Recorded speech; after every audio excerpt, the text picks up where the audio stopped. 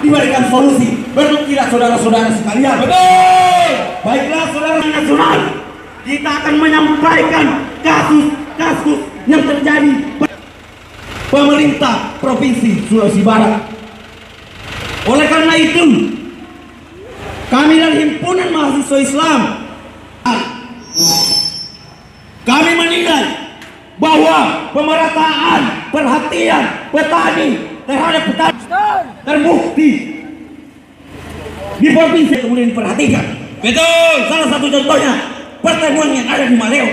Semestinya pemerintah kemudian itu memperhatikan secara merata, bukan cuma satu golongan saja. Betul tidak saudara-saudara? Betul.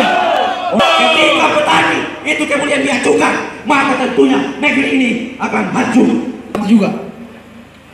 Aksi kami pada hari ini adalah untuk memperingati momentum 2017.